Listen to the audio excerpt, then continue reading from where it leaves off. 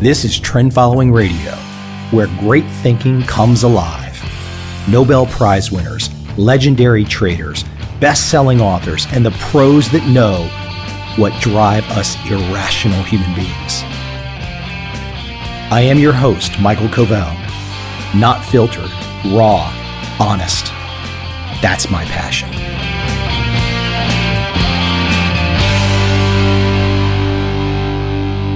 Had some fantastic guests in the last couple months since I've done a monologue.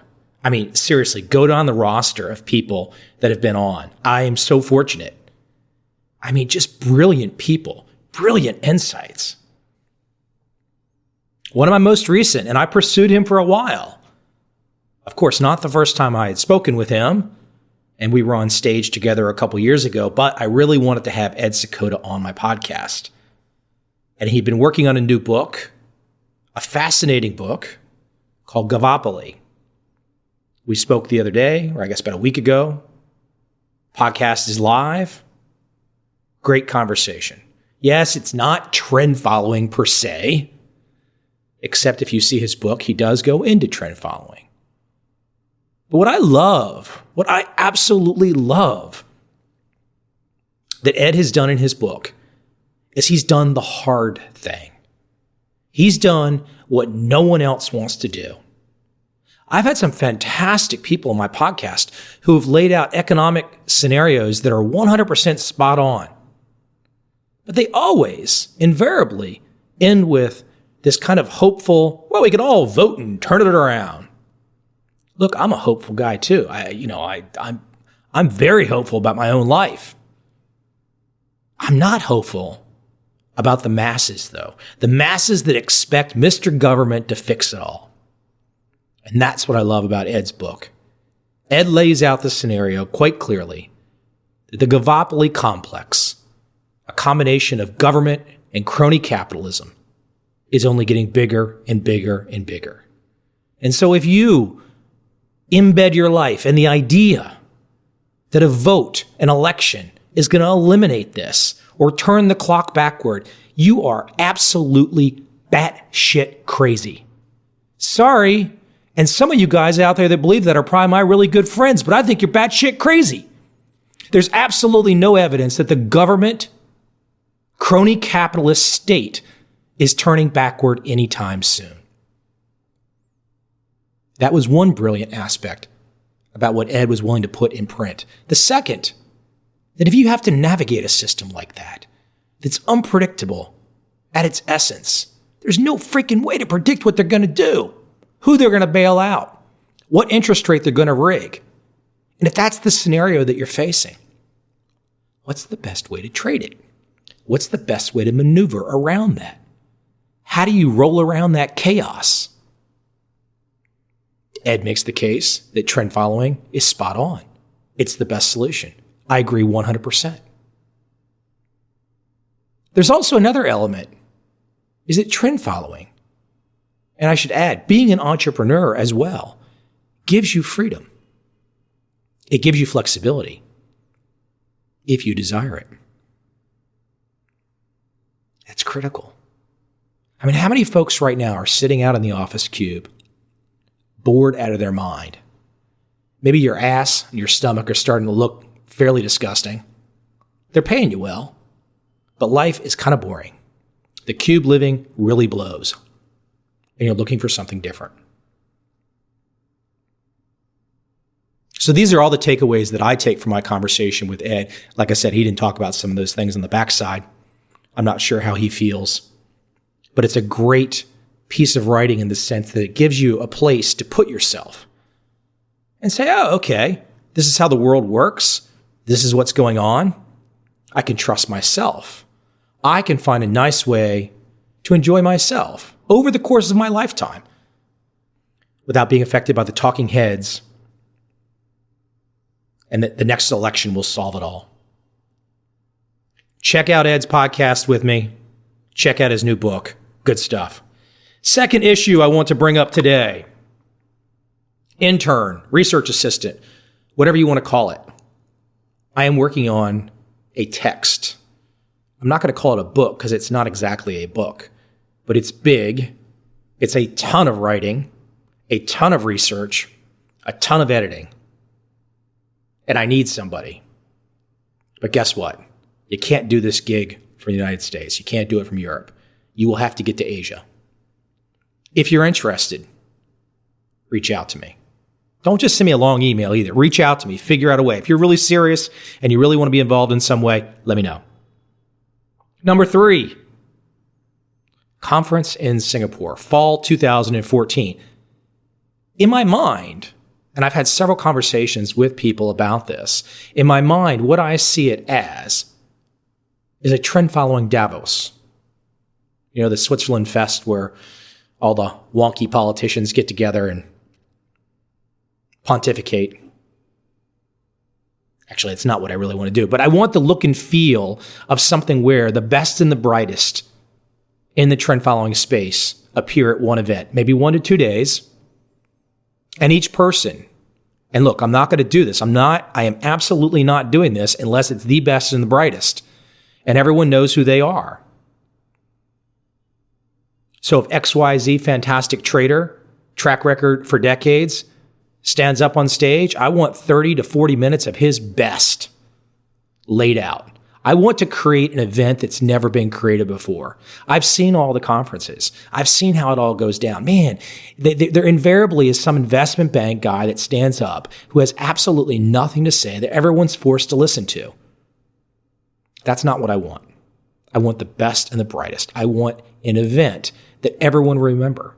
Very similar to what I did a couple years ago with Ed Seykota and Larry Hite. That was a mini version of what I want. You know, getting Ed Seykota and Larry Hite on stage together, conversing back and forth, talking about history, the history of trend following, their current day with trend following. That's what I want, but times 10, times 20. I hope I don't sound too excited. I haven't done a monologue for a long time. I hope I sound, as they would say in Vietnam, I hope I don't sound too kung. Kung? I think that's how you pronounce it. Khung. Kung. Those are my main issues getting out of the gate. Now, I want to get into a piece of content. Something that I saw a few weeks ago, and it was another David Harding interview on CNBC. From Davos, actually. A fantastic piece of David dueling with the CNBC brain trust. Let me play this and I will interject with some commentary where appropriate. We've been long of all the stock markets for the last year, but for no better reason really, other than they're trending upwards. That's the main reason we've been long of stocks. It's not particularly because we're optimistic. We bring complete objectivity, for better or for worse, we bring complete objectivity to the investing process. We don't invest on the basis of what we want to happen. Right. Now, some people could criticise us for that, but, you know, our job is to work for our investors and attempt to make profits for them. So it's pure technical? I mean, is there a reason you're short the grains, corn and wheat? Is there something fundamentally that's happening, or are they trending lower? There's Joe Kernan again. Now, David has just said he has no reason other than they're trending. And the first question Kernan asked is why. Let Joe continue. I wouldn't say it's purely technical, I'd say it's purely objective. So we research what we call explanatory variables. Now, the most successful explanatory variable we've used in the last 20 or 25 years happens to be momentum, amazingly enough. It seems to be something about human nature. People do seem to behave socially in markets, but we also research. Now, before David talks about the other things that he does, and before I get an email from somebody, and I'm not speaking for David, but he just came out and quite clearly said the number one thing we have used to make money for decades is momentum, i.e. trend following. Let David continue. The USDA crop statistics, we research the fundamentals of markets, supply and demand, and when we find anything that we find statistical evidence that we can bet on, you can bet your bottom dollar we bet on. So we're going to have a great yield this year in the U.S. We're going to have a lot of corn and wheat there. You know, I don't exactly... I mean... come on, Kernan is a smart guy. He's got a degree in molecular biology or something. Within 2 minutes? Actually, within 1 minute, David has just said he is an objective guy. He uses momentum. He's a trend guy. He's just said that quite clearly. And Kernan is asking what's going to happen next. How the hell does that happen? Let this continue. Corn and wheat, though. You know, I don't exactly know why we're long the beans and short the oil. We use multiple trading systems. How much of this is just mathematics for you? He's just said his trading momentum. There is nothing else that you can trade momentum with other than mathematics. Let David continue. Well, you know, it's mathematics set in a framework of applying mathematics to the analysis of very, very noisy data. Market data is very, very noisy data. Most of it, is a large part of it is random. You know very well the theory is it's all random. That's the theory, but it isn't all random. It's just mostly random. So we're looking for a needle in a haystack. We're looking for a little bit of order in the data. You wouldn't think that means we could make money, but you wouldn't think that the tiny amount of noise that they found in CERN could change our understanding of the universe, but it does. For example, you're long the euro, though. What statistic or series of statistics would lead you to that position? And how long term are some of these positions? Are you trading in and out if your algorithm changes on you? It's pretty long term, and we're a big enough ship so that we can't be whipping in and out the market. So we're pretty long term. The euro will be long of for sure against. I have to think carefully. It'll be the yen, because the euro-yen's been a long-term trend. It'll be the Australian dollar. Euro's strong against the Australian dollar. It'll be the Canadian. Right. We're not long with the euro. We won't be much longer with the euro against the US dollar. You are short gold.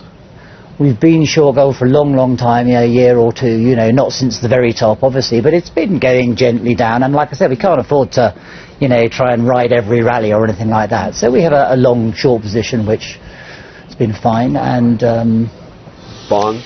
I love David Harding's explanations. He's the only guy, absolutely the only guy, who comes on major broadcast TV and says, I'm a trend following trader. Here's how I do it. He doesn't attempt to bullshit anybody. He tells everyone, this is it. This is it. We didn't go short gold at the absolute peak. No, of course he says it like that. That's 100% true. I love that. Absolutely love it. Let it continue. A little bit longer bonds, but I mean that's probably not on the trend floor. We do other things. A little bit long. David, what do you pick up here at Davos? I mean, there's so much macro stuff here. Does that help you provide the framework before you start looking? I think it does. Really, I'm not here for that reason. The really, parties, I mean, yes, the parties. The science. To be honest, it's just obviously it's a privilege to be able to come at all. So, I'm a first timer. I'm here to listen and I'm here to star spot. You have to love that. A man who's running a $20 billion plus trend following fund. He's asked point blank on major TV, are you here at Davos to help your investing, to help your trading? And he says no. I mean, that should be like flashing across the screen of anybody that wants to learn trading, right? Because there's so many of you out there. They're like these fundamental groupies that think the next piece of information is going to be useful. The next piece of this are going to be useful. David Harding is in Davos, Switzerland. He's at the biggest freaking conference there can be with the most powerful people, political, economic, that there are. Top of the heap. You can't get any closer to the absolute mouths that roared.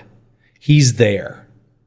And point blank, he says, I'm paraphrasing, he says, it's useless. Essentially, when you just say, no, I'm not here for my trading or investing to be influenced by what's going on here, he's saying it's useless.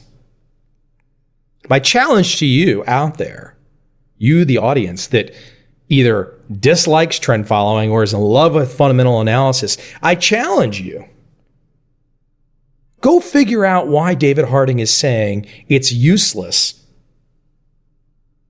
Once again, I paraphrase. So David, if you're listening, I know you didn't say the word useless. I'm saying you said it, even though you didn't say it. You said no. It's the same thing in my mind. But how useful is that?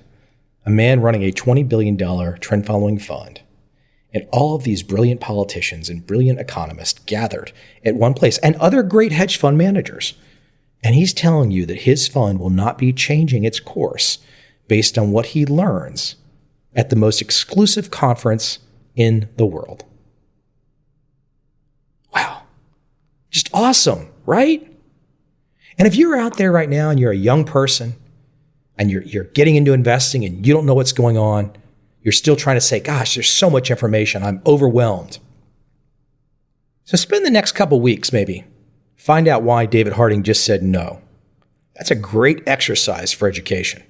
Fantastic. Lastly, and I've done this before, I did it in my book, 10 Commandments, on a prior interview with Joe Kernan and David Harding. But why does CNBC do this? Why does CNBC have on their show this guy who's clearly successful, has a track record, has been around the block, and they bring him on, this is either the fourth or fifth time, and every one of these times they look at the guy, they look at David Harding, and they act like they don't know what the fuck he's doing. I mean, they literally act like they don't know what the fuck he's doing. Are these people at CNBC this stupid? Are they seriously this stupid? Or is it an act? And if it's an act, which I think it is, what's the purpose? Actually, maybe it's not an act. But then why do they even have him on? Is it just because like his name's in the headlights and he runs a big fund and they just figure, well, that's good for them because they had a hedge fund manager on that runs a $20 billion fund, and whether they know what the blank he's doing doesn't make a difference, just have him on? So it's kind of like a hero worship type thing? I don't know, but it's really batty, isn't it? Like I said, the fourth or fifth time and no clue. Now, there's probably a few of you out there right now and you're saying to yourself, Covel, you're beating a dead horse. No, I'm not beating a dead horse. If you already understand this point, that's great. Fine. Thank you. Guess what? I am in the forest here. Very, very, very small percentage of the investing public has any clue about what David Harding does or this game that CNBC plays every time they have him on. So if you understand it, fine, great. Go be a great trend following trader and make a lot of money. I'm in this because I like to point out the hypocrisy. I like to point out the irony. It's fun for me. I like looking at the world through this lens of saying, wow, that's nonsensical. Let's point that out because nobody else is pointing it out. Maybe that's my real drive. No one else is pointing it out. Great stuff, though. I can't wait for the next David Harding interview on CNBC. They are always great. They are always educational. They're always informative. I love that David sticks to his guns. I love that he speaks the truth about what he does. He doesn't glam it up. He doesn't muck it up. He just speaks the truth. That's good stuff. Coming up in the next few weeks, more guests. More guests, more guests. In fact, I have another Nobel Prize winner coming up, and also multiple very well-known names in the trading arena. Always great. I always learn. I feel so fortunate that I can sit back and just listen and learn from some of the best minds out there. Fantastic. And I have to tell you, if this Singapore conference pulls off in the fall of 2014, if you're in America, you're in Europe, no excuse, get to Singapore. If you haven't been to Singapore, put your life on hold and go. But I want an assortment of panels. I want Charlie Rose-like interview table where I get one guest on stage and really just get him to elaborate. I want the speeches. I want the whole 9 yards. I want a great educational environment. And if anyone out there has any thoughts, ideas, concerns, ways to add to make this happen, feel free to reach me. My email address is real simple. It's my first name @mylastname.com.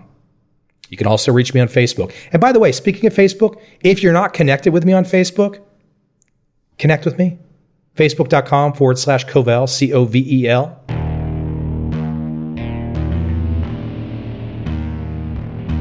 I see a time when those awake will understand how to make money in up, down, and surprise markets.